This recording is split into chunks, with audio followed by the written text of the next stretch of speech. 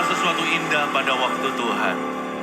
Beri kami a good sense of timing, perasaan peka untuk menentukan waktu yang terbaik untuk apa.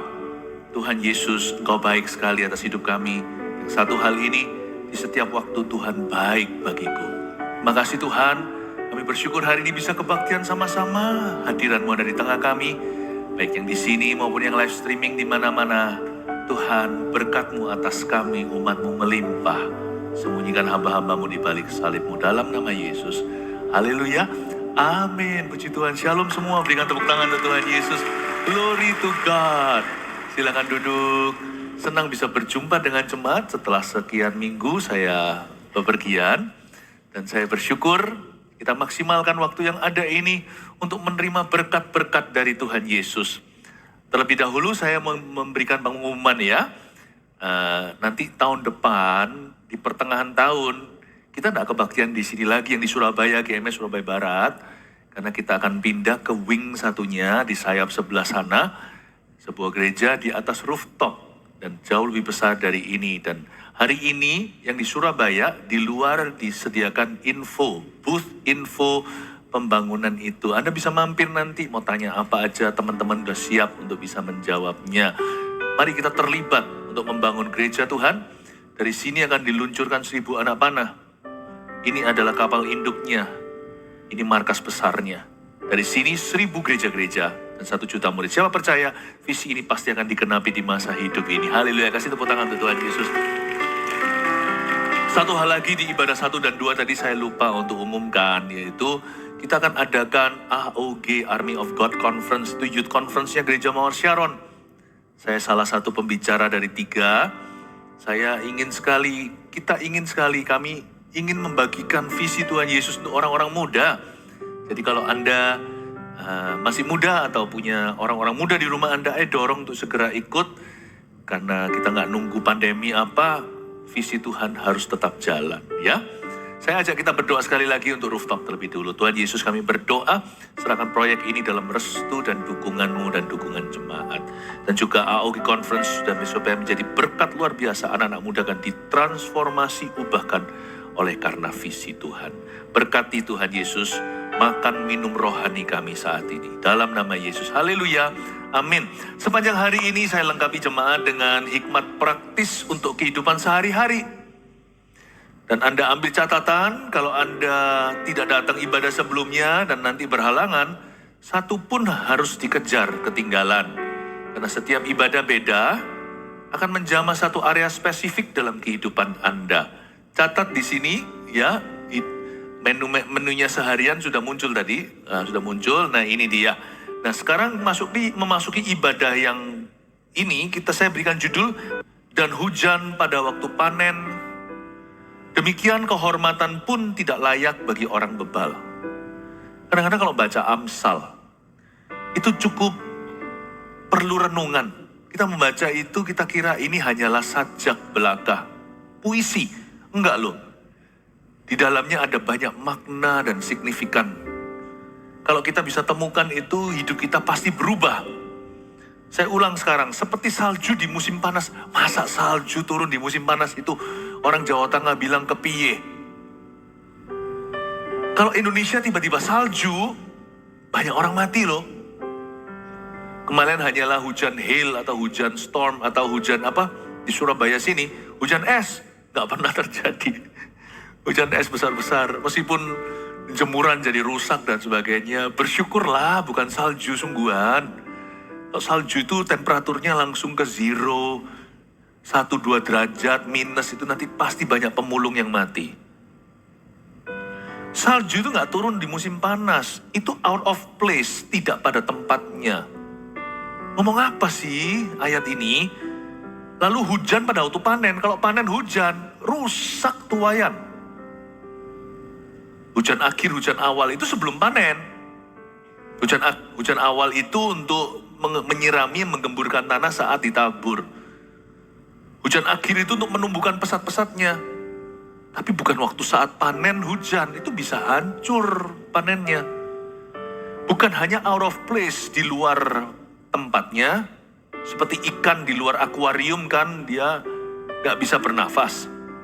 Segala sesuatu itu indah kalau pada waktu dan tempatnya. Hal-hal yang indah kalau tidak pada waktunya juga nggak indah loh. Hal-hal yang benar, penempatannya salah juga basi. Apa misalnya vaksin dan sebagainya, jenis ini harus disimpan, penyimpanannya harus betul. Harus mungkin di temperatur tertentu. Penempatan itu perlu. Kalau enggak hasilnya bisa disastrous dalam bahasa Inggrisnya, bisa malapetaka atau musibah. Bapak Ibu Saudara, hikmat itu mengajarkan kita untuk menempatkan segala sesuatu pada tempatnya. Dan untuk tahu waktu dalam segala sesuatu. Berkat Tuhan itu enggak kurang-kurang, cuman manusia tidak bisa mengelolanya. Makanya jangan minta ekstra berkat, minta hikmat. Minta hikmat untuk mengelolanya. Saya curiga jangan-jangan doa yang tidak terjawab itu bukan tidak dijawab oleh Tuhan, tapi sudah terjawab. Hanya kita belum punya hikmat untuk bisa mengelola apa yang sudah ada. Kenapa begini, kenapa begitu manusia mengeluh? Padahal kalau kita dibukakan sama Tuhan, kita melihat ternyata di depan mata kita ada 5 roti 2 ikan. Gimana cara memberi makan 5.000 orang? Mana bisa dari makanan siang seorang anak kecil doang. Tapi kalau Tuhan membukakan mencelikan mata, baru make sense. Kalau sudah terjadi, alias sudah kejadian, kita baru berkata, aha. 5 roti 2 ikan itu kalau dibelah-belah-belah. Oh begitu caranya. Kreatif cara Tuhan, tapi butuh mata iman. Makanya itu, kita harus tahu waktu dan penempatan sesuatu. Nah, salah satu hal yang paling gak cocok di dunia ini adalah penempatan hormat.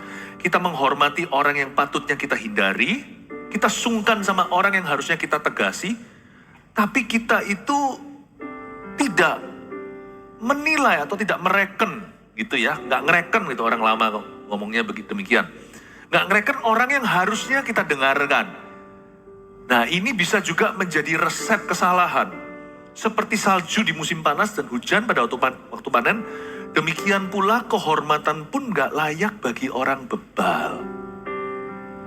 Padahal kalau Anda lihat hari ini di zaman sosial media, sebagian besar manusia yang dielu-elukan, diagungkan, dan juga diikuti oleh dunia adalah orang-orang bebal.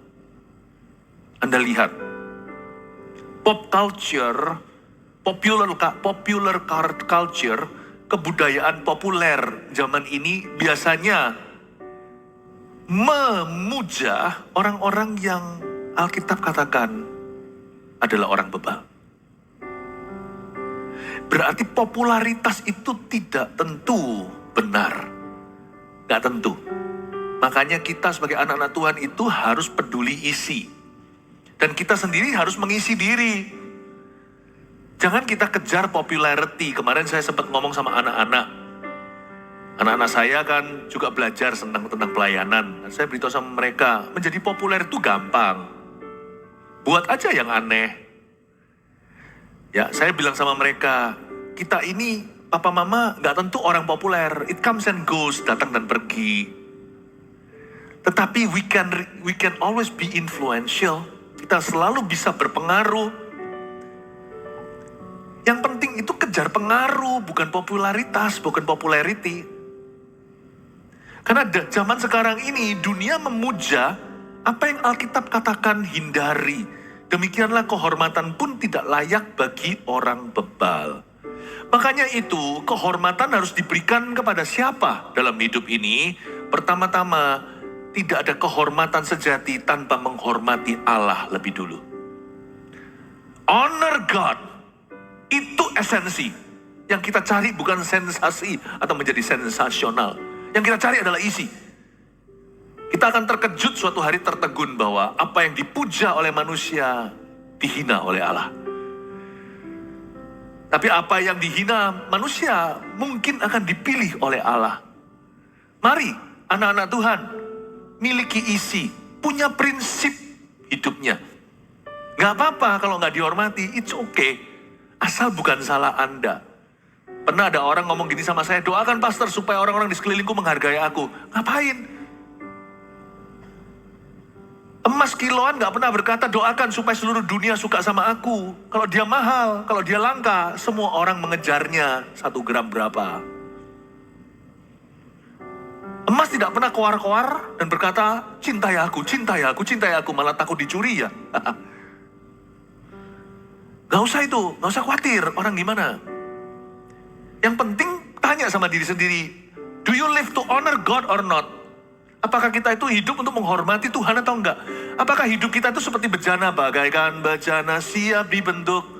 Demikian hidupku di tanganmu, dengan urapan kuasa rohmu, ku dibaharui selalu. Terus habis gimana? Jadikanku Allah dalam rumahmu, inilah hidupku di tanganmu. Bentuklah seturut kehendakmu, pakailah sesuai rencanamu. Ya, kita mau menjadi bejana, menjadi emas itu. Kita mau menjadi murni. Yang gitu dicari kok. Kalau hari ini Anda diabaikan, Anda ditutup sebelah mata, itu sementara. Yusuf juga pernah dipenjara. Ya, yang penting hati kita tuh menyenangkan Tuhan. Ya kan? Tuhanku mau menyenangkanmu, Tuhan bentuklah hati ini jadi bejana untuk hormatmu, cemerlang bagai emas murni. Menyenangkanmu, senangkanmu, hanya itu kerinduanku. Menyenangkanmu, senangkanmu, hanya itu kerinduanku. Bagai emas murni. Demikianlah kehormatan tidak layak bagi orang bebal. Tapi orang benar gak usah cari hormat manusia.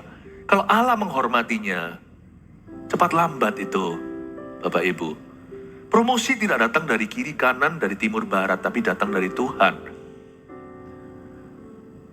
Oh, honor God with your life. Hargai. Lalu kedua, kalau kita mau melihat ini ya, hidup kita itu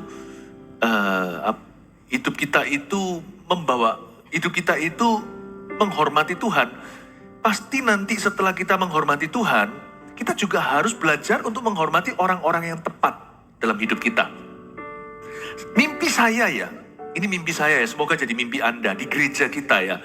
Dengan kita mendidik mereka lewat Army of God Youth Group kita, Youth Ministry. Lewat Eagle Kids kita, yaitu Children Ministry atau pelayanan anak-anak yang di luar sana seringkali disebut sekolah minggu. Di sini adalah gereja anak-anak kecil.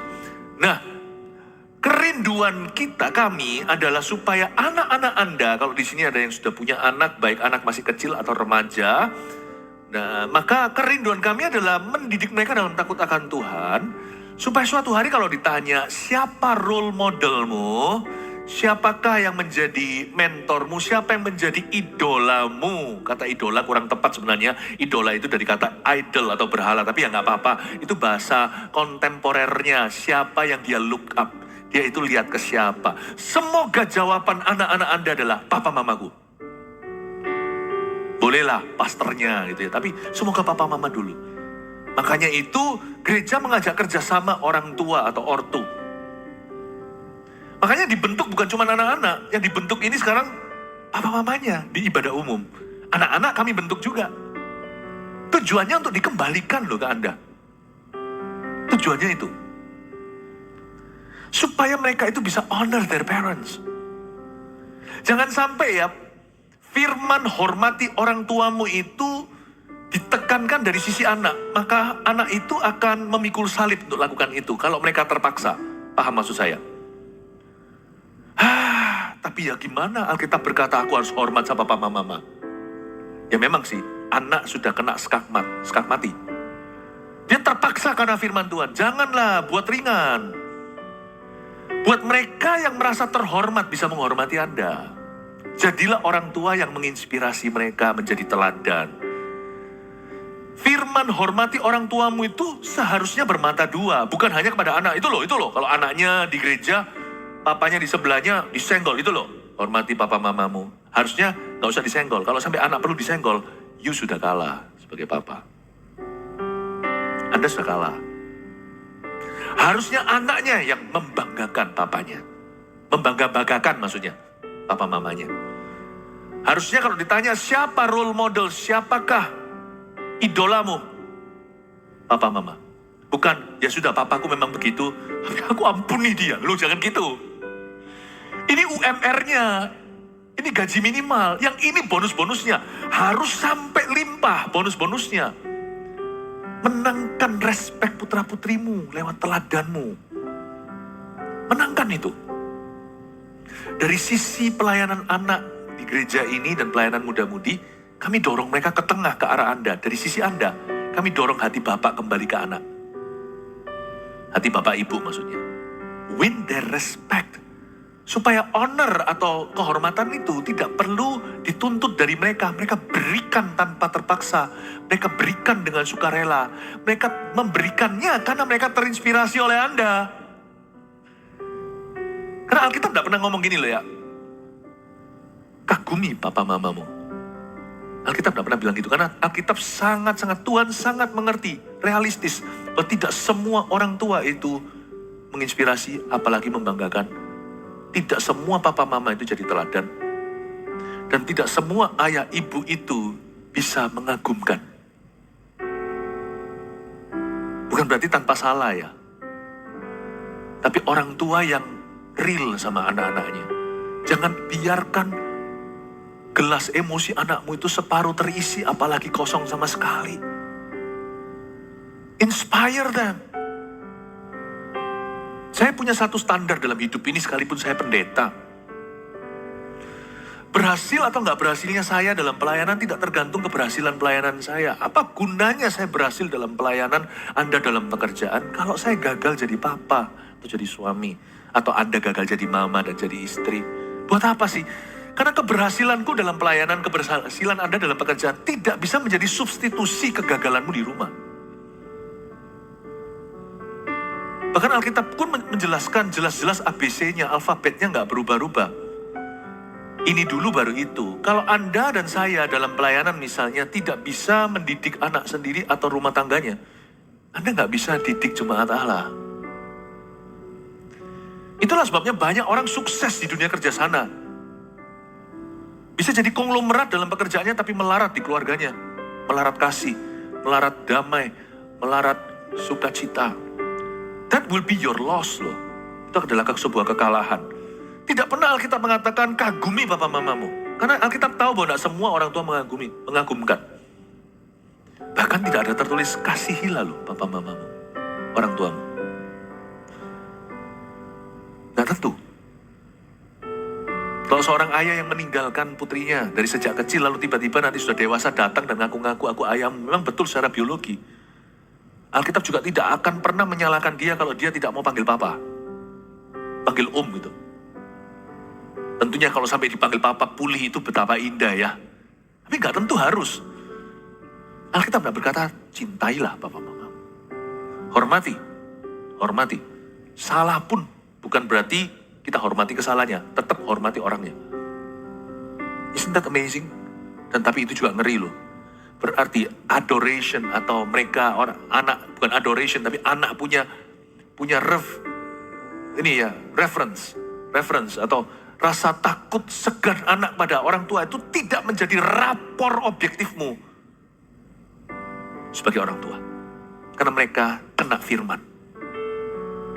Jadi kalau mau ngecek beneran apakah kita itu seperti apa dalam hidup anak-anak kita, jangan cek di area hormat. Di area hormat itu karena kena firman dia. Cek di area cinta. Kedekatan. Nggak semua kan orang tua di sini semua pasti yang punya orang tua pasti mau nggak mau kita hormat. Semua pasti akan hormati. Tapi saya ragu, nggak semua akan dekat sama orang tuanya. Nggak semua. Kedekatan dicek di situ, dicinta dicek. Kagum, wah itu sudah lebih langka. Itu lebih langka. Oh, bersyukurlah Bapak Ibu Saudara kalau Anda punya orang tua kalau kita yang mengagumkan. Itu jarang. Tapi menurut saya sejak kita pupuk demikian di gereja, menurut saya di gereja Mawar Sharon ada banyak sekali orang tua yang mengagumkan bagi anak-anaknya. Kasih tepuk tangan Tuhan. Ini yang disebut jangan sampai kehormatan itu diberikan kepada orang bebal. Ngapain sih kaula muda memberikan kehormatan kepada Lady Gaga? Kenapa sih memberi kehormatan kepada siapa dan sebagainya? Kalau sampai anak kita mengagumi orang yang berhasil di dunia kerja, kaya raya, tapi womanizer, seorang playboy beneran. Itu sudah kegagalan bagi orang tuanya. Kalau dia sampai look up pada figur gitu, berarti dia hanya lihat materinya. Goal kami sebagai gereja adalah menjadikanmu role modelnya. Kami hamba-hamba Tuhan kan cuma gipsumnya aja, gipsnya. Udah selesai dilepas, Anda lengannya papa mama. Makanya I'm very very much indebted. Saya sangat-sangat seolah-olah berutang budi, padahal ya bukan untuk anakku saja. Kepada semua kakak-kakak Eagle Kids, kepada semua kakak-kakak pastor-pastornya AOG Army of God. Saya sangat-sangat bersyukur ada mereka. Ini adalah pahlawan yang tidak dinyanyikan. Mereka bekerja ujungnya adalah untuk mengembalikan hati anak ke bapaknya. Hati bapak untuk kembali ke anaknya. Oh haleluya. Baru setelah orang-orang ini anak-anak muda bisa memberikan hormat yang sepantasnya kepada yang berhak menerima, yaitu orang tua, barulah menurut saya mereka bisa menjadi honorable person. Baru mereka bisa menjadi orang yang dapat dihormati. Honorable people. Pertama honoring God, dan honoring parents. Pertama menghormati Tuhan, lalu menghormati yang sepatutnya. Orang tua, ya gembala masukkan juga di dalam sana sebagai tambahan lah kami-kami ini. Sebagai devisa cadangan kalau ada apa-apa sama bapak-bapak. Tapi setelah itu baru kita melihat generasi anak panah diluncurkan. Baru kita akan menyaksikan sebuah gelombang orang-orang yang terhormat. Respectable persons. Orang-orang yang bisa dihormati. Ini yang disebut, demikianlah kehormatan pun tidak layak bagi orang bebal. Saya sedih di dunia sekarang ini, termasuk yang dielukan di media. Banyak sekali yang merupakan salju di musim panas dan hujan pada waktu panen. People with bad influence but interesting lives. Orang-orang yang punya pengaruh yang buruk tapi kehidupannya menarik sekali. Keeping up with. Siapa? Ya kan, keeping up with apa? Reality show ini itu. Padahal kalau kita lihat hidupnya nggak keruan. Gonta-ganti pacar, pasangan, cerai-ceraian. Kekerasan, ngomong kotor. Tapi hidupnya memang interesting.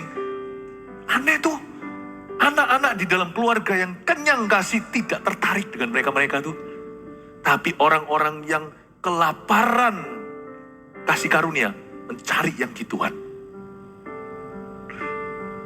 Aneh ya. Bapak Ibu Saudara, mari kita pelajari bahwa kehormatan tidak boleh diberikan kepada orang bebal. Rebut kembali kehormatanmu. Rebut kembali di rumah tanggamu. Tapi Pastor Philip, mungkin saya sudah lama hubungan gak enak. Ya, hubungan gak enak kan gak langsung. Masa dari bayi langsung gak enak sama putra-putrinya? Kan ada waktu. Berarti dengan Tuhan kan bisa dipersingkat. Berarti tahun-tahun ke depan bisa pemulihan. Ya memang gak semalam sih. 1, 2, 3, 4 tahun pun tunggulah. Worth it kok. Kalau sana masih diberikan hidup panjang sama Tuhan, masih lama tuh interaksinya dengan putra-putri. Ayo dikejar. Belajar seperti Yakub itu loh. 7 tahun terasa seperti 7 hari karena menunggu yang dicintai. Amin. Kehormatan itu harus direbut kembali. Kalau saya sih punya satu tugas lagi. Kami ini merebut kembali hormat kepada gereja Tuhan, rumah Tuhan. Gereja itu sudah sempat namanya basi. Karena masalah itu ya kalau tanya haters lah di luar sana ya. Sampai kapanpun mereka gak puas. Tapi sebenarnya kemuliaan Tuhan di gerejanya akan dipulihkan. Dan saya berdoa semoga Mawar Sharon akan bisa memainkan peran dalam hal itu. Will be a church that is different. Dan menjadi gereja yang berbeda. Kehormatan terus dikembalikan. Kalau nggak gitu nggak ada pemulihan. The problem is, kenapa anak Anda misalnya susah berubah? Karena mereka look up ke orang yang salah. Di ibadah sebelumnya tadi, Anda dengarkan sendiri. Saya jelaskan. Kalau kita mau menyelesaikan masalah putra-putri, misalnya anak remaja atau dewasa muda, susah diatur dan sebagainya. Jangan atur mereka. Mereka itu sebenarnya gampang diatur. Tapi yang ngatur mereka bukan Anda soalnya. Anda kecolongan. Yang ngatur mereka itu adalah idola-idola mereka di internet itu. Yang ngatur mereka itu penasihat-penasihat bayangan Anda tidak tahu. Yang disebut keren sama mereka itu mereka dididik siapa? Memang matematika, fisika dididik sekolah. Tetapi value hidup nilainya itu tak terdidik. Itu cul-culan, lepasan. Mereka itu diajari siapa? Siapa penasihatnya? Kalau Anda memang betul-betul mau mengubah seseorang, Anda juga harus rombak penasihat dan sahabatnya. Pergaulan yang salah merusak kebiasaan yang baik. Ya kan? Ternyata kalau kita itu mau lihat perubahan, kehormatan harus dipulihkan ke tempat yang tepat, tidak bisa orang bebal. Oke, ayat 2. Sekarang saya mulai masuk ke santet dan guna-guna. Hah? Apa itu? Ya mungkin gak semua orang relevan soal ini, cuman minimal lah. Dikutukilah, curse, orang mengutukilah, atau diramal yang enggak-enggak. Oh, asal Anda gak cari, gak usah takut yang gituan. Ayat 2, seperti burung pipit mengirap, dan burung layang-layang terbang. Demikianlah kutuk tanpa alasan tidak akan kena. Saya ulang lagi, kutuk tanpa alasan, kutuk yang tidak berfondasi, berlandasan, gak kena. Ada lagunya loh itu, gak kena itu.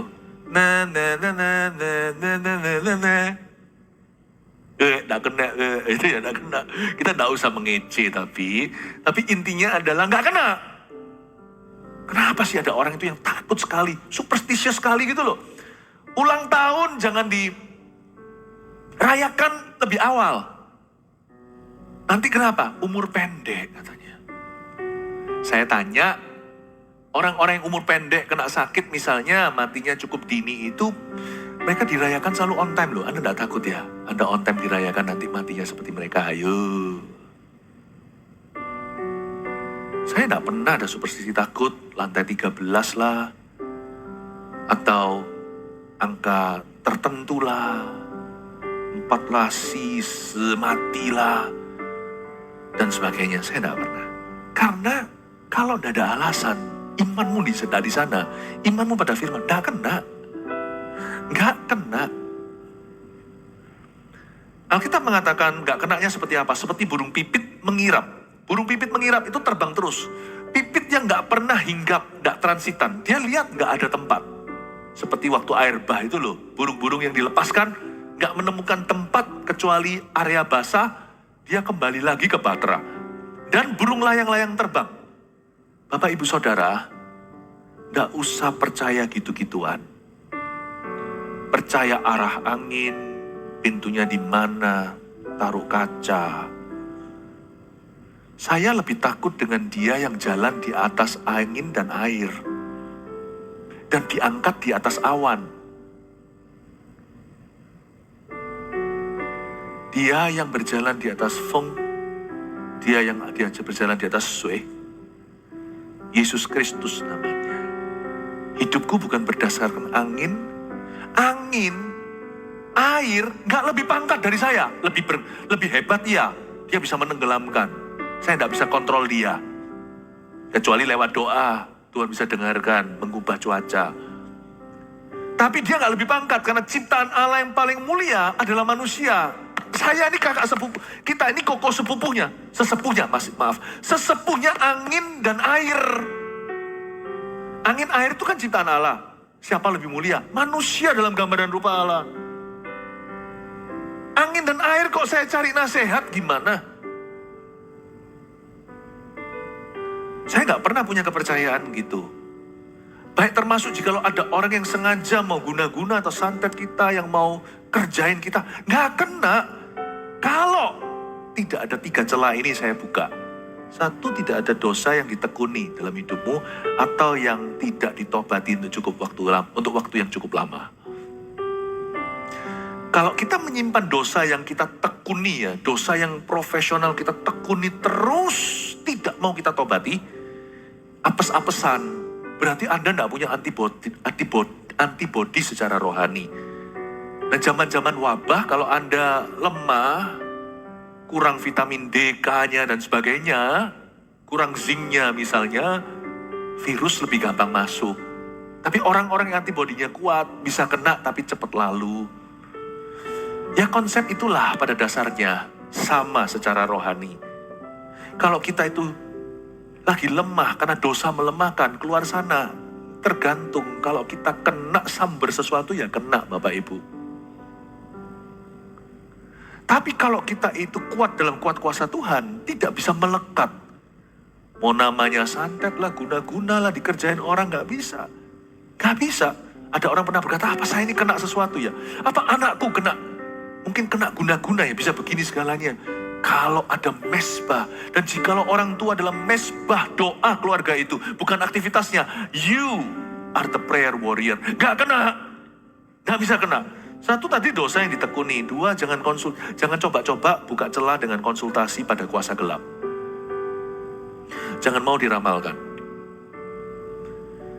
Tapi tepat loh pastor, coba dengerin lagi. Semua itu nanti berujung pasti ada celakanya. Kenapa terjadi? Karena Anda beri faith. Faith itu powerful, setan tahu. Faith can move the mountain. Oh, dengan tepatnya iman bukan hanya bisa memindahkan gunung, iman juga bisa menimpluk gunung ke kepalamu sendiri. Karena itu jangan kasihkan kepercayaanmu kepada yang lain kecuali pada Tuhan dan firman. Jangan konsultasi pada kuasa gelap. Orang pintar tidak pergi ke orang pintar, paham maksud saya. Orang yang pintar beneran. Karena ketika kita pergi ke situ, kita dibodohi. Pasti kan akan mengganggu. Misalnya kalau Anda ketemu seseorang berkata, 2 tahun lagi ada kematian di keluargamu. Wah, kita nggak percaya pun terganggu, ya kan? Pikiran kita langsung gundah gulana, gelisah, antisipasi. Jangan-jangan dari antisipasi malah pelan-pelan kita jadikan itu profesi. Nubuatan yang kita genapi sendiri, lalu sungguhan mati. Matinya kenapa? Karena kepikiran. Jatuh sakit ya. Setan itu tidak menentukan hidupmu. Setan hanya bisa mengutuki Anda. Dia tidak bisa menentukan, dia mengutuki. Tapi Pastor Philip kan kadang-kadang kita ini curious ya, rasa ingin tahu. Iya sih, dari nenek moyang kita, Adam dari dulu memang penasaran, makanya dia ambil dari pohon pengetahuan. Baik, gak apa-apa, yang jahat pun mau deh. Pokoknya aku mau tahu. Bahaya loh itu. Tadi di ibadah-ibadah sebelumnya, nanti Anda dengarkan sendiri, saya jelaskan. Sebenarnya adalah sebuah berkat untuk kita gak tahu segala sesuatu atau tahu masa depan kita, itu berkat loh. Kalau sampai kita tahu, maka kalau kita tahu apa yang baik, maka kita akan dengarkan sendiri. Kalau kita tahu sesuatu yang buruk, kita akan Anda dengarkan sendiri. Tadi saya sudah kasih sedikit juga di sini. Anda akan kepikiran. Jadi sebenarnya paling enak itu hidup. Makanya hidup oleh iman itu kelihatannya nggak enak ya. Kita rasanya disuruh percaya tanpa melihat. Tapi sebenarnya enak loh. Kalau kita lihat semuanya, segala sesuatu nggak enak loh. Saya suka makanan tertentu ya kan. Sekarang sih mulai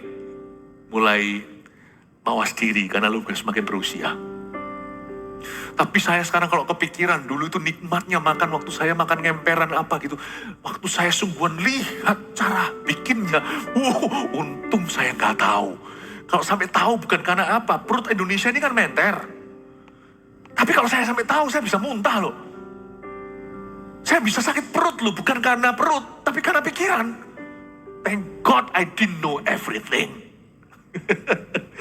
Puji Tuhan saya tidak tahu apa-apa. Makanya sekarang hidup jadi anak kecil sama jadi orang dewasa, mana lebih enak? Orang dewasa tahu terlalu banyak. Stresnya segini, realitanya segitu. Jadi sebenarnya lebih banyak stresnya. Anak kecil loh, gak tahu. Pada waktu pesawat lagi goyang, gitu semua. Papa mamanya ketakutan, anaknya yeay, wih. Dikiranya Disneyland. Anak kecil itu stresnya segini. Realitanya segitu. Toh cepat lambat dia akan ready. Kalau kita, realitanya cuma segini. Yang kita takuti, stresnya segunung. Kita mati bukan karena reality. Kita mati bukan karena masalah. Kita mati karena pikirannya. Saya kira lebih baik sih kita nggak tahu segala sesuatu. Why don't you just trust His promises? Percaya pada janji Tuhan. Asal tidak ada dosa yang Anda tekuni ya. Asal jangan konsultasi pada kuasa kegelapan. Tidak usah cari tahu lah minta diramal. Apalagi yang ngeramal. Janganlah ya. Kalau Anda mau meramal orang, gini dulu boleh ramal saya. Saya tanya dulu, Anda matinya gimana, di mana? Beritahu saya. Kecuali kalau mau bunuh diri jangan. Itu berarti sudah perencanaan. Ini kan nubuatan. Beritahu dulu. Kalau Anda tahu untuk hidupmu, dan ramal aku. Atau lebih tepatnya saya baliklah. Kalau mati kan terlalu jahat, tabu ya. Dulu waktu sebelum lahir, Anda packing nggak? Tahu nggak lahirnya di rumah sakit mana, dapat orang tua mana, bangsa mana? Nggak tahu kan? Diri sendiri nggak bisa cipta, mau coba ciptakan nasib orang lain. Don't even think about it. Jangan meramal. Supaya jangan Anda membuka celah setan masuk di dalam keluargamu. Karena apa yang Anda ramalkan itu akan kembali ke Anda. Lain dengan nubuatan. Nubuatan itu fondasinya firman. Karena ada pengajaran. Tanpa pengajaran jangan menubuatkan. Bahaya. Karena orang akan taruh percaya pada Anda, bukan pada sumbernya. Jangan ada dosa yang tekuni, jangan konsultasi, jangan pergi ke situ. Kalau pernah terjadi yang kayak gini gimana ya, minta didoakan. Kalau nggak ada gangguan ya sudah. Tapi kalau ada gangguan ekstra berarti perlu ekstra penanganan. Perlu pemutusan, perlu pengudusan di rumahnya. Nah di sini ada FLC, Departemen kita Family Life Counseling. Di sini juga ada CG-nya. Ada orang-orang yang bisa membantumu. Anda tidak usah perang sendiri ya. Jangan takut. Kuasa gelap itu tidak bisa apa-apa kalau Anda tidak buka celah atau buka pintu. Yang ketiga tadi adalah superstisi. Sekali lagi, hati-hati dengan superstisi ya. Percaya ini, percaya itu, percaya ini, percaya itu. Ternyata heran loh, aneh loh. Di dunia ini banyak anak-anak Tuhan, orang Kristen yang mendua hati. Dia percaya Yesus plus-plus. Siapa yang percaya Yesus plus-plus? Berarti dia percaya Yesus minus-minus. Kalau Yesus di plus-plusi berarti dia minus. Iya kan? Kalau ada seorang suami ngomong sama istrinya, aku masih butuh perempuan lain, berarti dengan kata lain, dia berkata, sayangku, itu masih sebut sayangku lagi. Sayangku, kamu minus. Makanya perlu ditambal.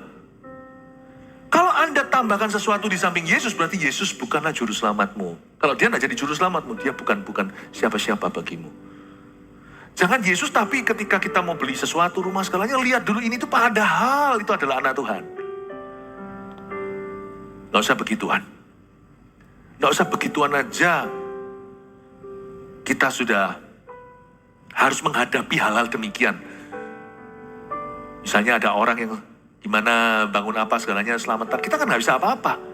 Buru-buru bekerja kan mungkin mereka ada kepercayaan mereka sendiri. Itu pun kita hadapi gini. Masa dari kita mau nambahi? Kalau garam kehilangan keasinan, dengan apa dia diasinkan? Kalau orang Kristennya superstisi, di mana lagi firman?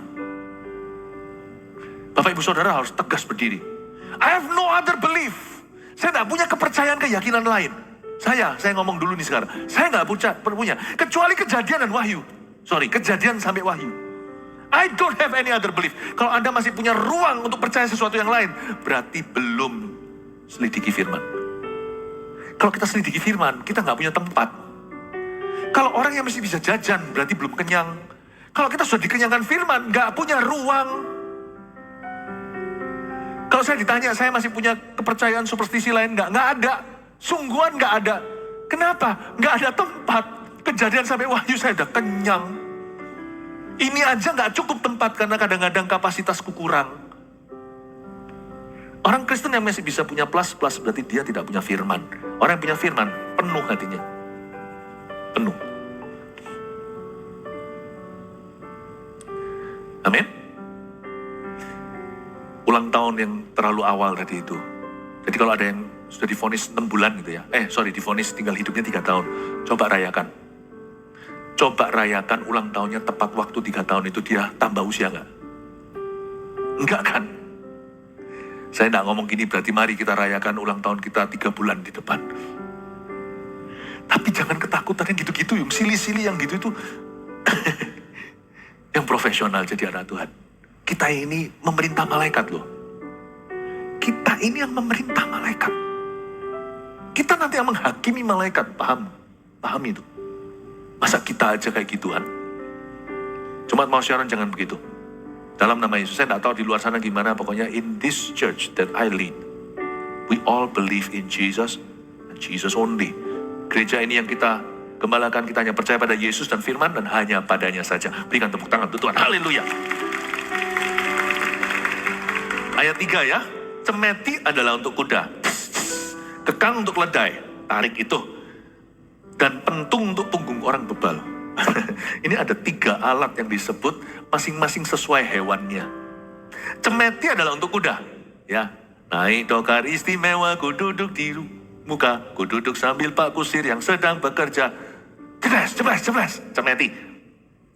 Lalu kekang untuk keledai, supaya dia nggak ke kiri kanan, supaya jalannya lurus. Tapi ada satu lagi animal di sini, bukan animal, bukan hewan, ternyata manusia, pentung untuk orang bebal. Tuhan nggak jahat. Coba kalau sama kuda nggak pakai ceplesan, mau pakai apa? Pakai WhatsApp? Nggak bisa. Nggak ngerti dia. Mau pakai apa? Kalau kita latih anjing, sekalipun breednya itu adalah anjing yang sangat pintar, tetap harus pakai snack. Lumba-lumba pandai gitu dikasih sesuatu. Karena hewan itu instinktif. Dia tidak punya akal budi manusia. Dia tidak bisa menyembah Allah. Tidak ada ceai atau mencintai dari hati, itu dari hati sendiri, nggak ada itu. Dia harus dirangsang pada ketaatan. Jadi sebenarnya cemeti pakai kuda itu tidak untuk membunuhnya. Cemeti untuk kuda itu adalah bahasa yang dipahaminya. Kekang untuk keledai, keledai harus pakai kekang. Kalau nggak gitu dia bisa tendang-tendang gitu ya. Nggak lucu kalau turis di Yerusalem ditendangi keledai gitu, nggak mau datang lagi. Kenapa kok pentung untuk orang bebal? Kenapa orang bebal kok nggak bisa diajak bicara? Kenapa orang bebal kok nggak bisa diajak negosiasi atau diberi pengertian? Nggak bisa ternyata. Tuhan tuh tahu alat apa untuk hewan apa. Dan sayangnya kenapa harus pentung untuk seorang manusia? Izinkan saya mengajarkan sebuah cara sederhana Allah berbicara. Di level 1 tak perlu ditegur lagi, harusnya kita mengerti. Ya, Tuhan bicara itu yang terutama nomor 1. Pandailah orang yang di level pertama langsung nangkap maksud Allah. 1, Tuhan itu bicara lewat Allah Roh Kudus dan firman Tuhan. Baik itu lewat khotbah, saat teduh pribadi, renungan, pokoknya firman. Roh Kudus bicara ke dalam hati kita. Wow, kalau kita mengerti, gak perlu pentung saudaraku. Selain itu, Tuhan juga bicara kalau lewat, bisa juga karena kita gak mau mendengarkan di level 1, Tuhan bicara di level 2. Atau bisa jadi untuk sebagai komplimen, untuk bisa tambahan bicara juga di level kedua ini. Tuhan pasti bicara lewat orang-orang yang benar di sekitar kita. Kalau Roh Kudus dan firman itu Tuhan bicaranya pribadi di dalam kita. Kalau itu pun gak didengarkan, biasanya Tuhan akan bicara lewat orang-orang sekeliling kita. Nabi-nabi yang diutus Tuhan gak tentu seseorang yang Anda harapkan. Tapi orang yang benar di hidupmu, karena itu Tuhan suruh kita untuk mendekat sama orang benar, jangan orang fasik. Berbahagialah orang yang hidup menurut jalan orang benar, yang merenungkan firman Tuhan siang dan malam. Orang yang tidak hidup menurut nasihat orang fasik, yang tidak berjalan di jalan orang berdosa, yang tidak duduk dengan pencemooh. Tuhan pasti bicara melalui orang-orang benar di sekeliling kita. Karena itu, jadilah anak-anak Tuhan yang mudah untuk diajar, mudah dibentuk, mudah dikandani, mudah untuk diberitahu sesuatu, mudah untuk terima masukan. Karena Tuhan itu bicara lewat orang-orang benar. Nah, orang-orang benar ini belum pentung. Kenapa? Tuhan tuh gak suka loh bicara lewat pentung itu. Karena Tuhan bukan satpam. Bapak itu memang punya rotan. Tapi siapa sih bapaknya yang pajang rotannya di Vigora? Bukannya justru yang di Vigora sama bapaknya adalah foto mesra dengan keluarganya. Tuhan itu mesra. Orangnya itu gitu. Senengnya itu relationship, senangnya itu terhubung dengan anaknya lewat kasih, lewat bicara baik-baik. Tapi kalau nggak mempan ya terpaksa ya kan. Level 3 sekarang itu lewat pengalaman hidup. Ini pun belum pentung. Tuhan bisa bicara lewat pengalaman hidup. Tapi yang keempat itu bisa pentung ya. Ini semua 3 nggak mempan. Tuhan bicara lewat hukuman. Yang disebut cemeti, kekang, pentung itu semuanya punya satu kesamaan. P-A-I-N, pain. God will speak through pain. Tuhan berbicara lewat rasa sakit. Saya nggak berkata bahwa semua yang terasa sakit itu berarti hukuman. Tidak. Penyakit juga nggak tentu, lihat Ayub. Tapi saya hanya ingin menekankan bahwa God can also use pain to teach you. Tuhan juga bisa memakai rasa sakit untuk mengajari orang, khususnya orang yang bebal hatinya. Bukan berarti orang yang benar despair from pain. Orang yang benar itu diluputkan selalu dari rasa sakit. Gak tentu juga. Gak tentu. Kadang-kadang kita menanggung sakitnya orang lain. Kadang-kadang kita menanggung masalah orang lain. Yesus Kristus contohnya di kayu salib. Mari kita buat komitmen tahun ini. Kalau Tuhan bicara kepada kita, kita mendengarkannya.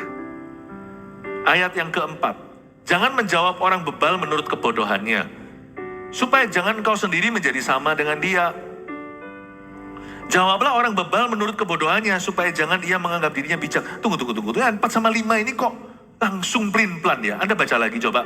Pertama kan ayat 4, jangan menjawab orang bebal menurut kebodohannya. Tiba-tiba lompat. Ayat 5, jawablah orang bebal menurut kebodohannya. Gimana sih? Ini yang namanya hikmat praktis. Tidak ada sesuatu yang baku. Ini bukan prinsip. Ini adalah hikmat. Ini bukan prinsip dasar. Tapi ini adalah tahu harus berbuat apa di setiap kondisi yang berbeda. Karena itu penting sekali hikmat praktis untuk hidup sehari-hari itu dilandasi firman yang baku. Kasih, bukan benci, kasihi musuh-musuhmu. Tetapi juga dalam kita mengaplikasikan firman Tuhan, dibutuhkan hikmat lagi. Ya, Roh Kudus itu perlu tuntun hati kita, tahu kapan waktunya untuk diam, kapan waktunya angkat bicara. Karena yang disebut orang silence is golden, diam itu emas. Nggak tentu juga kalau orang itu butuh Injil kita diam saja. Berarti dia masuk neraka, kita tanggung darah. Tapi kadang-kadang kita itu bicara di posisi yang salah. Misalnya diajak orang debat tentang Tuhan. Wah, kita debat ikut emosi. Wah, jangan coba jewer anjing yang sedang berkelahi. Ini ayat juga loh di Amsal lagi. Ini di salah satu Amsal bunyinya begitu. Wow, kalau lihat pitbulls lawan Doberman atau Rottweiler lawan Herder, wow, Anda jewer kupingnya, siap-siap putul jarinya. I think dalam waktu itu silence is golden. Saya tidak pernah jawab haters, tidak pernah. Karena it's not my business. You are my responsibility. Bapak, Ibu, Saudara, disinilah terjadi percekcokan rumah tangga. Ada waktunya, istri hanya mau didengarkan sekalipun mulutnya yang berbicara. Kamu kok gini. Dengarkan saja. Nggak semua istri begini ya, by the way, istriku nggak begitu. Karena salah. Waktunya Anda itu nggak bicara. Karena laki-laki pikirannya beda sama perempuan. Laki-laki itu tanya ya harus dijawab. Nggak tentu. Di dunia perempuan tidak sama. Saya bukan sok tahu, tapi semoga benar ya, ibu-ibu. Kadang-kadang yang diinginkan itu hanyalah kita mendengar. Papa, sayangku. Baju hijau atau biru? Coba sambil handphonean gini ya. Terserah. Hubungan langsung 1 senti menjauh. Taruh. Dalam hatimu, bedanya apa? Jawaban tetap dijawab. Jangan langsung biru, itu hijau. Yang lebih parah daripada terserah adalah dijawab, kamu nggak lihat kok. Bulu mataku gimana? Bagus? Kamu nggak lihat kok. Nah, ya kan kita bisa gitu. Jawablah, taruh, lihat, berpikir seperti patung yang tingkar itu loh. Jangan langsung. 5 detik dulu. 1, 2, 3, 4, 5, 6, 7. Ijo. Cocok sama kamu, kelihatan kurus. Loh, jangan komentar berlebihan.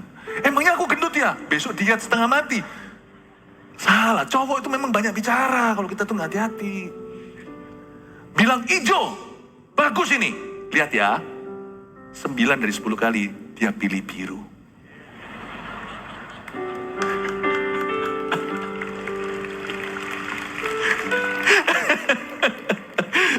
Puji Tuhan. Tapi dia akan semakin cinta padamu. Terus jangan pertanyakan, ini bukan waktunya untuk diaudit. Aku pilih hijau, kamu pilih biru. Udahlah, dia minta perhatianmu, dia sudah tahu warnanya. Dia minta penerimaan dan konfirmasi. Nah, benar. Makanya itu, kadang-kadang kalau kita shopping, diajak sama istri, misalkan, istri saya enggak begini ya. Saya tahu dari mana, dari Roh Kudus. Iya. diajak shopping. Udah lalu pergi sendiri gitu. Loh jangan. Kencan satu sisi memberi. Ya, pernah lihat gak bapak-bapak yang dengan wajahnya kosongan, hampa? Ya, bawa tasnya sama istrinya. Itu pernikahan bahagia. Coba lihat yang gak ada cowoknya di sana terus gitu. Kita boleh bertanya di mana mereka berada dalam pernikahan mereka. Padahal ada dibutuhkan. Opini pun percuma, hijau selalu biru. Tetap ikuti. Padahal tanpa Anda, lebih cepat shoppingnya. Lebih lama juga bisa. Tetapi dengan Anda jangan coba interupsi. Tetap di situ. Istri tidak butuh opini kadang-kadang. Kita harus mengerti kapan kita angkat bicara. Disinilah banyak pernikahan bermasalah. Karena miskomunikasi. Bukan kata dengan kata. Membuat mereka bersilat kata adalah karena mereka sudah bersilat hati dulu, tidak ketemu. Makanya itu maksud baik dua-dua. Tapi jadi berbenturan. Karena kita nggak mengerti. Kadang-kadang pikiran laki-laki, lah aku di sini ada pembuat perbedaan apa?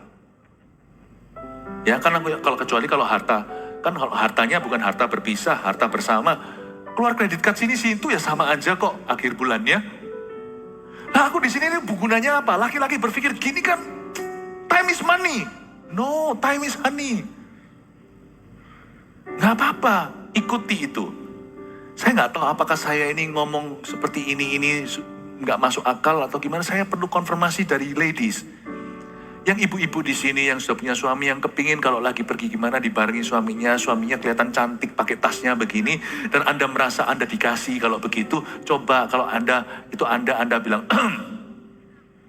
oh enggak ya. Ya, tapi memang ada juga istri-istri yang tambah merasa annoyed ya, ada suaminya di sana, aneh-aneh sih, memang dunia ini kan berbeda-beda. Tapi intinya adalah Bapak Ibu Saudara, ketahuilah kapan kita berbicara, kapan tidak. Jangan menjawab orang bebal menurut kebodohannya. Supaya jangan kau sendiri menjadi sama dengan dia. Kalau kita itu tidak menjawab seseorang, contohnya misalnya ketika dia marah, itu karena orang itu tidak bersedia mendengar. Anda dan saya harus bisa mengerti, di waktu tertentu ada orang-orang yang bersikap tertentu itu bukan karena ingin Anda ngomongi sesuatu. Ini sudah lepas, bukan suami istri tadi ya. Ini sudah ke kasus nih. Kalau sampai kita itu ketemu dengan orang bebal yang sedang mengajak debat dan sebagainya, jangan kita itu turun ke level orang itu. Karena kita lebih baik diam, golden is silence. Silence is golden. Diam itu emas. Jikalau apapun yang kita katakan, dia tidak bersedia mendengarkan. Udah diam aja. Diam aja. And don't talk too much too. Kebanyakan kita bisa berbicara terlalu banyak. Misalnya orang tanya sama kita, sudah makan belum? Jawabannya bukan sudah makan atau belum. Kan sederhana. Sudah makan atau belum? Ya sudah, tapi tadi aku makan di restoran itu nggak enak, servisnya jelek segalanya. Lo nggak tanya. Never answer people more than you ask. Jangan jawab orang berlebihan daripada yang ditanyakan. Karena itu membuat kita jadi turun level. Kita jadi nggak bijaksana tapi jadi bodoh. Satu level lagi kalau kepancing dalam sebuah perdebatan jadi bebal. Ya. Kita seringkali begitu loh. Kalau kita nggak sadari, saya juga bisa demikian. Gimana? Itu ya. Gimana? Dan ada orang yang kurang peka lagi. Gimana, sehat nggak? Lihat dulu orang itu siapa, maksudnya apa. Kalau cuma basa-basi ya juga, ya terima kasih. Ya ini itu. Tapi kalau tanya sungguhan ya harus Anda beritahu. Tapi kadang-kadang kita berlebihan, kita bilang ini gini. Dan kelihatan kan matanya mulai. Nah kita harus peka, stop. Nggak masuk. Whatever nggak masuk. Stop. Nggak masuk. Jangan berikan informasi lebih daripada yang patut. Informasi itu mahal loh hari-hari ini. Bisnis informasi itu yang menjadikan banyak orang konglomerat hari ini. Hold your information. Don't talk too much. Ya. Itu pun we don't talk too much saja, we will talk much. Karena ada banyak hal di hidup ini perlu dibicarakan. Tapi, jawablah orang bebal menurut kebodohannya, lawan katanya. Tadi jangan jawab, sekarang suruh jawab. Kalau dengan syarat-syarat ini, kalau orang itu bisa bisa mendapatkan keuntungan dengan dari masukan Anda. Jika orang itu kira-kira ada pintu sedikit terbuka untuk terima masukanmu, kalau Anda diam, egois namanya. Speak up, bicara. Kalau menurut saya ya begini. Ya. Apalagi jikalau nama Tuhan dipertaruhkan untuk kemuliaan Allah. Oh, angkat bicara. Misalkan dia ngomong sesuatu, begitu ya. Contohnya, orang Kristen semuanya sama di situ, ada Kristen, Anda bukan. Anda yang orang Kristen, Jemaat Mawar Syaron. Nggak usah debat. Cepet hit and run, bilang, oh sebentar. Nggak usah, pilih kata-katamu. Misalkan dalam pertemuan, lagi fitness sama-sama atau apa. Lalu tiba-tiba obrolan mulai nggak suci. Padahal ada anak-anak Tuhan di situ yang lemah iman tapi kalah didominasi dengan orang yang bebal, yang ngomongnya itu suka omongnya itu suka sarkastis, suka sadis kalimat-kalimatnya, suka sinis.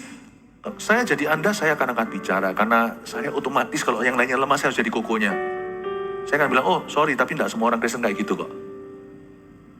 Semua kan lihat gitu. Tapi orang-orang yang di samping kanan kiri yang Kristen itu juga semuanya akan, thank you. Oh tidak semua orang Kristen gitu. Tidak usah bela diri, gini-gitu, tidak usah. Jangan masukkan perdebatannya. Make your statement. Tidak semua orang Kristen kayak gitu, aku juga diberkati sama orang Kristen kok. Udah. Cepet-cepet, gimana?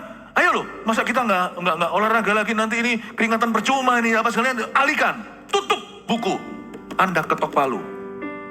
Dia bisa ngomongnya banyak, Anda satu kalimat aja. Tidak semua orang Kristen gitu. Tidak semuanya demikian. Simple kan? Kenapa?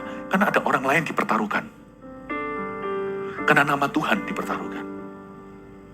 Tapi kalau dia mau membuka lebih besar lagi hatinya, maka saya akan bicara. Paham Bapak Ibu Saudara? Jangan jadi orang Kristen yang main aman di masyarakat. When you need to stand up, you stand up. Bukankah kita semua adalah saksi, witness, saksi Kristus terakhir. Oh haleluya. Sampai mana nih? Ayat 5 ya. Oh ayat 5 aja, saya rasa tidak bisa sampai ayat 8. Terakhir aja. Jawablah orang, sudah ya. Jawablah orang bebal menurut kebodohannya. Ayat 6. Ayat 6. Siapa mengirim pesan dengan perantaraan orang bebal mematahkan kakinya sendiri dan meminum kecelakaan. Amsal di mulut orang bebal. Kita di ayat berapa sih? Ayat 6 ya. Ayat 6, 7, 8. Ini kalau saya bahas 15 menit sendiri. Udah, mari sampai sini aja, ayat 5 aja. Nanti lanjut di ibadah berikutnya, Anda bisa ikuti, baik itu secara fisik atau online, Anda bisa ikuti ya. Saya rasa enough for now. Jadilah witness atau saksi hidup di mana Tuhan menempatkan, jangan main aman. Jadilah bijaksana, Anda harus tahu kapan sebaiknya diam, kapan sewaktu atau seharusnya bicara. May God bless you. Berikan tepuk tangan bagi Tuhan. Mari kita semua bangkit berdiri.